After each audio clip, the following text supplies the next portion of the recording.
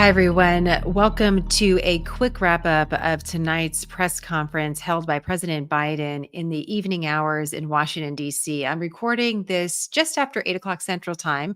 The press conference just finished. And for those of you who aren't able to watch the entire press conference, or maybe some of you who have watched and want a little bit more reflection, I thought this could be a good way for us to chat. I didn't want to take more time to look at what everybody else is saying. I just wanted to take a moment to think about what are the top three things that stand out to Smarter News about the events that we watched, and also why those standout moments matter. Let's take a big step back. The reason why this press conference was really important for the president is that it was his first live press conference in front of not only a live audience of journalists that are asking him questions that could be unexpected, but a live broadcast audience, likely the largest live broadcast audience that he's seen since the debate that took place 2 weeks ago. And as you know, his performance in that debate raised questions about his fitness to not only remain a presidential candidate, but also his fitness to serve. There's been all sorts of questions about the president's health and mental capacity. And at this point, there is still a lingering question about what the future looks like. Will he continue in the presidential race? And after 2 weeks of these questions, we still don't have an answer as to what and how this story will develop. We have an answer from the president. The president says he's staying in. And that is one of the big headlines from tonight. There's no daylight in that answer. He is staying in the race, and he had some reasons as to why he believes he should, which I'll talk to you a little bit about. But this is why we were paying such close attention to this press conference. Oh, a significant audience, a live audience, and live questions from the press. And during a news conference like this, no matter how prepared one is, it's those live, authentic moments that often produce something insightful. It's one of the reasons why live television is still interesting to watch, whether it's live television or you're streaming it, it's something live. It's like a sporting event. You don't know exactly what's going to take place. And so there's an excitement to it. There's a reason to watch. And in a press conference like this, there are also events that can change. So let's say you go in with a set of questions that you believe the president is going to be asked, but then he gives an answer that's unexpected, and suddenly the press conference takes off in a completely different direction. So this was a notable event. And we actually held a live broadcast on Smarter News as well across our platforms. It was very exciting. We had hundreds of people join us live and actually sat through this entire 2-hour plus event. So let me explain that. And that's where I would like to start. So we have the three main buckets of takeaways as they sit before us tonight on this very messy desk and very messy notes of looking through what stood out and what transpired over the last 2+ hours. One, I would say, is the timing. The timing of the event is a significant part of the story. The second is the takeaways. The third is the ending. And when I look at the event overall, this is what I believe will rise to the surface and remain news. Now, we could see something unexpected happen in the hours that follow, but in this particular press conference, this is what stands out most to me. So let's just start with the timing. The timing of this press conference was supposed to be at 6:30 Eastern Time, 5:30 Central. This was a very strategic and interesting choice of a time because 6:30 Eastern is when all the major broadcast channels across the country run their evening news. So when you plan a press conference for 6:30 Eastern, you have the expectation of potentially a broad, wide audience. This is also a really important time for broadcast networks because it's right before their primetime coverage of and primetime programming, which is where there can be a lot of really big advertising dollars. So they have a plan for their evenings. And when you have a live event come from the White House at this particular time, it definitely will get the attention of broadcast networks who would like to carry this event live. It also puts pressure on you to make sure that you are there at 6:30 Eastern, because the more the networks have to dance to fill time, the more nervous people get. And that also affects your audience and how your audience is feeling about the event. If you're delayed 5, 10, 15 minutes, suddenly the audience is wondering what's going on behind the scenes and what's happening. So it was notable to me that 6:30 was the start time because we know what's happening in broadcast television. I can understand the White House trying to lasso, if you will, that time and that momentum, but it also raised some concerns for me because just as you are planning for a wedding, and you know that the bride is going to walk down that aisle and the vows are going to be said at a certain time and dinner is going to be served at a certain time and you're going to cut cake and then you're going to have the sparklers and everyone's going to leave by 11 o'clock. In order for everyone to leave by 11 o'clock, a series of events have to be well timed. And we didn't have a wedding in Washington, D.C., but we did have a really large NATO summit with a lot of different world leaders and a lot of different live events before this. And so for the 6:30 time to hit, a lot of things had to fall into place. We don't know what happened, but the president did not start the press conference for about an hour. We were an hour delayed. If I look at what's typical or not typical, an hour delay for a presidential press conference, I would probably put in the category of unusual, but not unheard of. Delays happen all the time, especially if there's breaking news on something that the president is dealing with.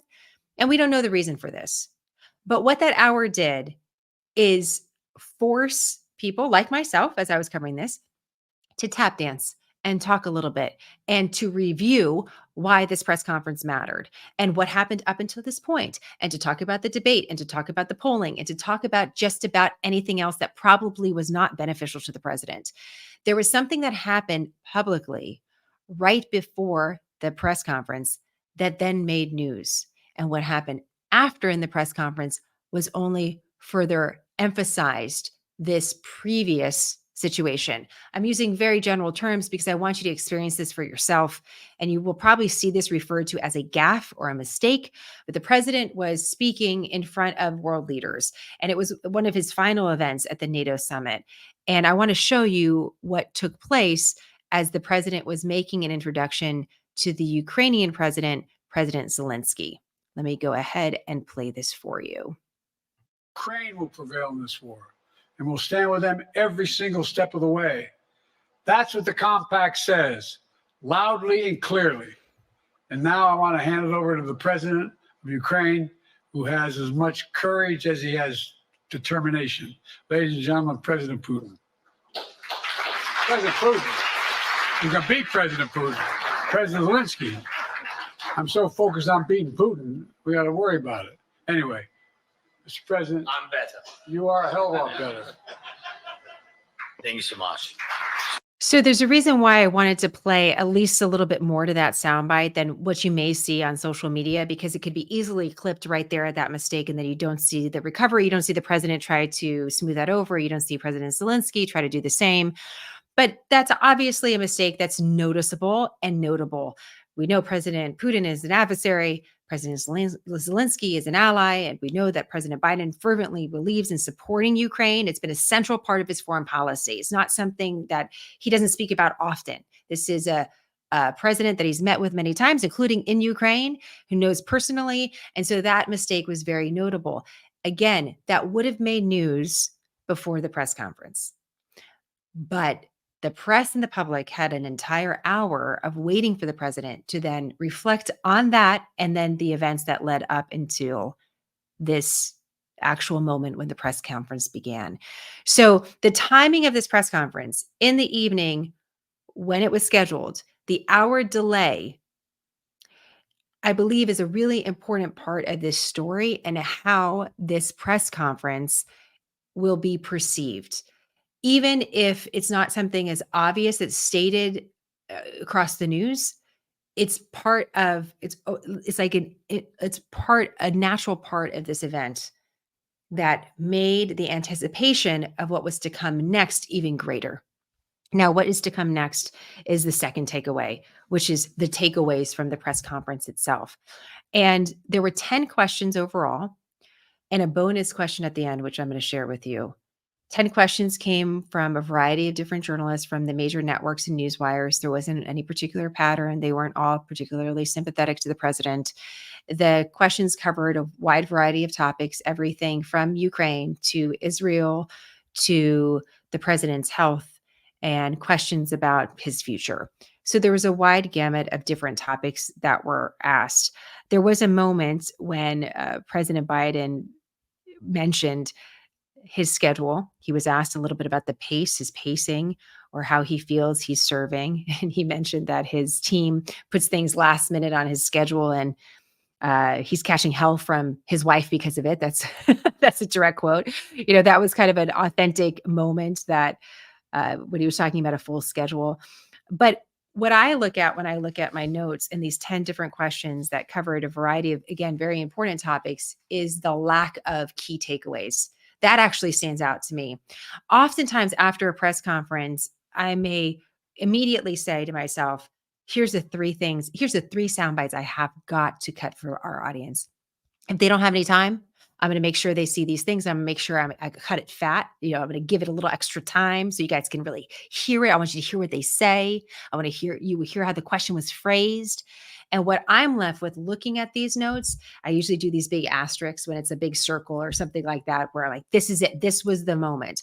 I'm not left with that from this press conference. So as far as news value goes from this press conference, there's not necessarily that headline. That's a really valuable new information that we received. This is really a press conference that's going to reflect back on the president and how he handled these questions and tone. There was a moment towards the end where he was asked about, again, the way forward for him in this campaign. And he mentioned that he was going to be traveling and answering questions and talking about what the future is going to look like and why he's a better choice than President Trump. And at this moment, he gets a little bit more fired up than he did at any point in the press conference. And he makes references to Project 2025. That's the platform put forward by the Conservative Heritage Foundation about a future plan for conservative leadership in America that's controversial. He also mentions this motto, control guns, not girls. And he mentions that the vice president would be very good about advocating for women. You might have heard that slogan as well, of control guns, not women. So that might be something that we see more of a focus on that. So he gave a little bit of a preview potentially of the passion that he could bring and the issues that he's going to want to talk more about.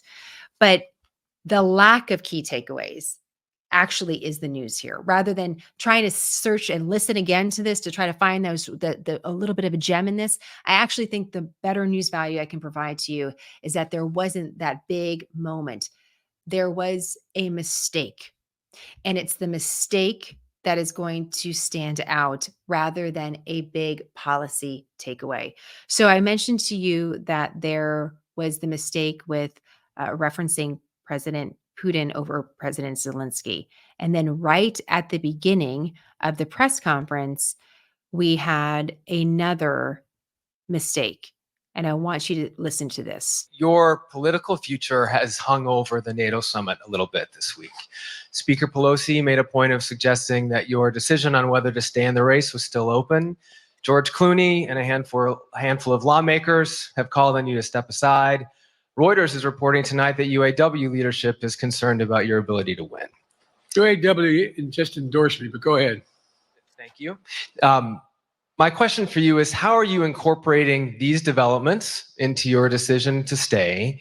And separately, what concerns do you have about Vice President Harris's ability to beat Donald Trump if she were at the top of the ticket? Look, I wouldn't have picked Vice President Trump to be vice president, but I think she was not qualified to be president. So that's the moment. It's the first answer. It goes to Reuters, which is a major news wire, and there is a mistake. Unlike the mistake that happened with President Zelensky, though, President Biden continues on. And no one really brings this up again. Every journalist wants their moment to make sure that they're going to ask the president what they would like to ask him. But it was something that happened. And in the moment too, as someone that was watching it live, because there was a lot of adrenaline to the moment, the president just came out. He gave an introduction about NATO. He talked a little bit about the economy. He talked a little bit about President Trump's border policy or lack thereof. He kind of did a sprinkling of a little domestic with the NATO summit, and then he started. And you were just right in the middle of the news conference, and so for a moment there, I wondered if I actually heard it correctly. And then you realize that that's actually what took place.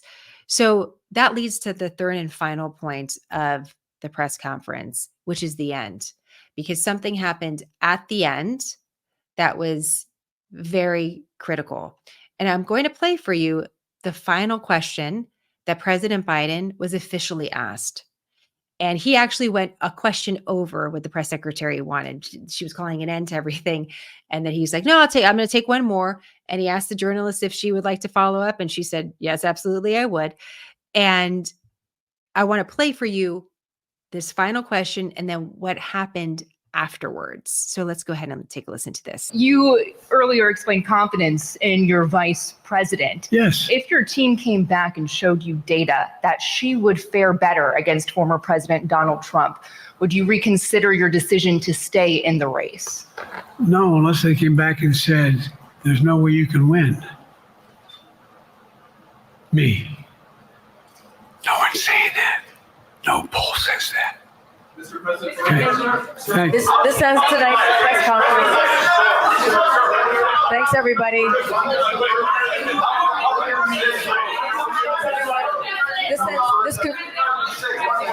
This concludes. respectfully, earlier you misspoke in your opening answer. You referred to Vice President Harris as Vice President Trump. Right now, Donald Trump is using that to mock your age and your memory. How do you combat that criticism from tonight? Listen to him.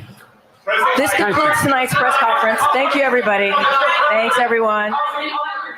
So the bookend of this event, which started with the mistake, then ends with the recall of the mistake. If you are a press team that is supporting a candidate or the president himself, you are hoping that everyone has moved past that mistake because you had an hour of question and answers. And as I mentioned, 10 questions, robust questions about a lot of different issues. And you sort of hope you're at the end and you call the end and you want your candidate or the president to move on, but he stays on the stage. And that gives NBC the opportunity to yell out the question that brings us right back to where we started, which is the mistake about the name. Again, of someone that he's very familiar with, that he's worked with for many years, that's a well-known figure, Vice President Harris. So that's why I think it's important. One of the important takeaways is the end. It's the bookend of the press conference. And you always think about that in presentation of news and a presentation of a product or report. It's that final thing that you're leaving your audience with that gives them something to hang on to. And in this particular case, it was the mistake at the beginning rather than a policy issue or a key takeaway or a fired up moment that talked about the future.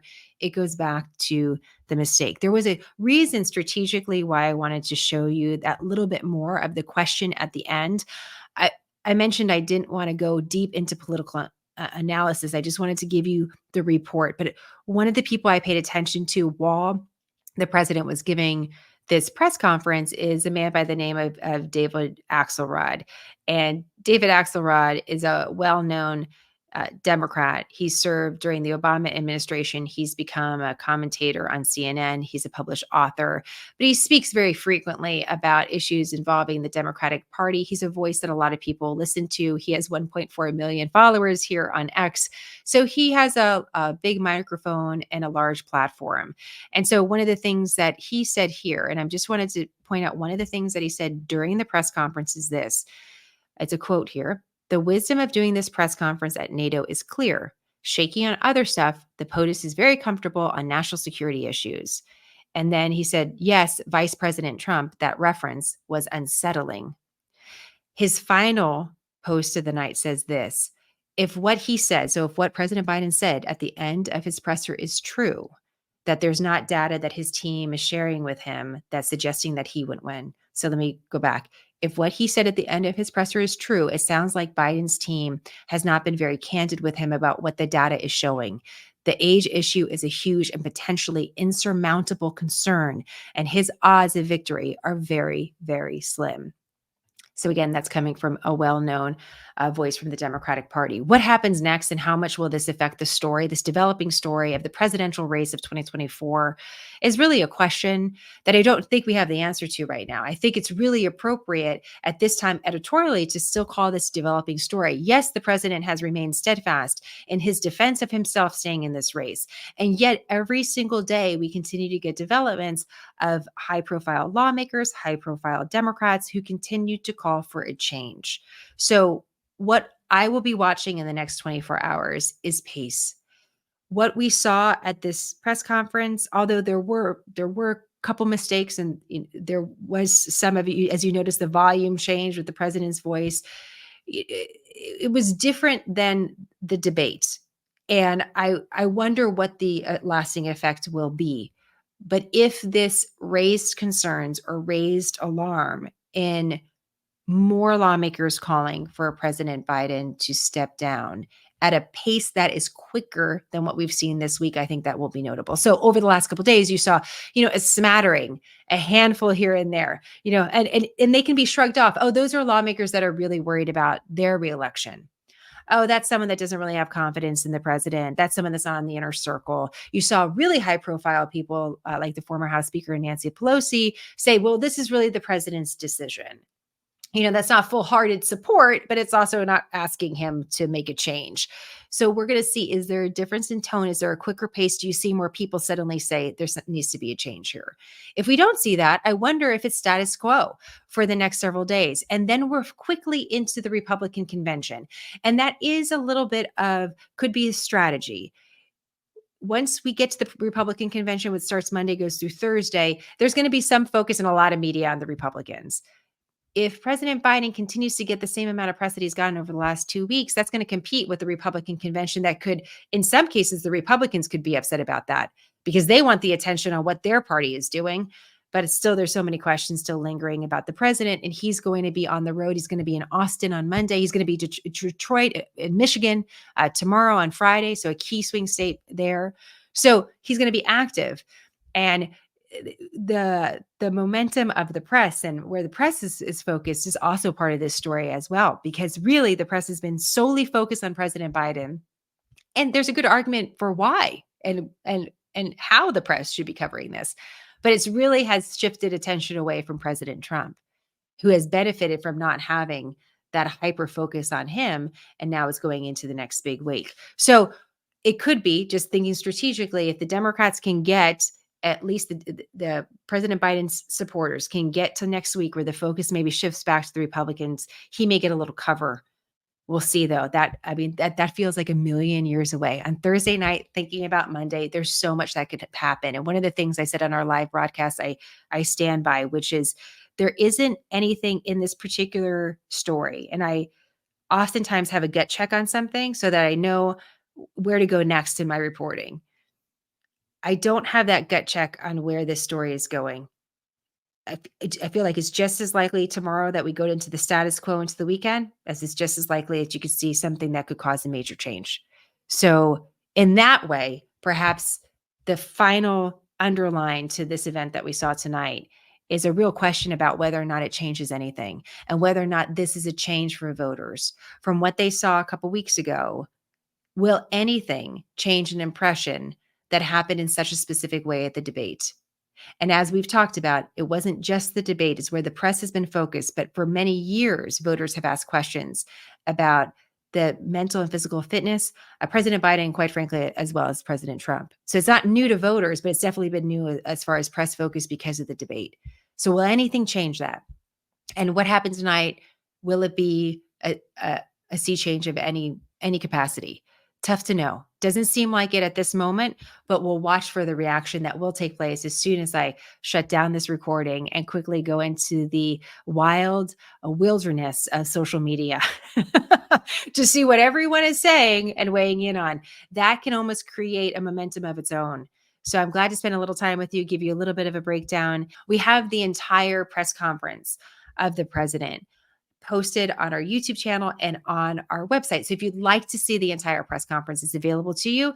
And it's really good and healthy to see things beginning to end. So hopefully this gives you a little bit of a cliff note. If you don't have that time, and if you'd like to access a little bit more, there's a pathway to do so, which is what we love to do here at Smarter News. So thank you for joining us on another developing story and really a significant moment in American history as we're in a brand new and different political environment and election year, and really speaking about the future of America and what American leadership really looks like and what we want it to look like. Underneath all of these different questions that feel particularly political and partisan, there's a core question about what do we truly want to see? when it comes to our leaders, and what do we truly want for ourselves when it comes to our country? This is at the core of what we're talking about, and we don't want to lose sight of that. So thank you for your time and your support. We do these broadcasts every Monday, by the way, as part of our Scoop Live broadcast. It's a great way to support us. If you have the cost of an iced coffee once a month to Smarter News, it's like dropping a quarter into the newspaper stand. Now I'm dating myself. Remember those newspaper stands when they used to be out on the street? You know, where are those relics? I should get one from my living room. It's an artifact at this point. But think about it the same way. We don't want to rely on advertising. We don't want to rely on partnerships that could be political or partisan. We really just want to focus on you and prioritize you. So it's a great way to continue to get your news. It's an investment in your sanity, and it's a break from social media. So just think about it, scoop.smartnews.com. All right, guys, have a great night. Hope you're enjoying the summer with your family, and I look forward to seeing you with more quick, concise, nonpartisan news in the not so distant future. I'll see you then. Thank you so much. Thank you for believing in quick, concise, nonpartisan, smarter news. Every time you join us or share or save our content, you help us build a solution in news, and we are so grateful. We have a few other ways you can support our mission, from joining our insider community Scoop, to shopping our gear at our Smarter shop, to just telling a friend. The best way to do any of this is to visit smarternews.com or follow us at Smarter News on social media. Don't worry, we put all of this in the captions so it's easy for you. Plus, we added our email just in case you want to drop us a note. We always love hearing from you. Thank you for helping us deliver news smarter.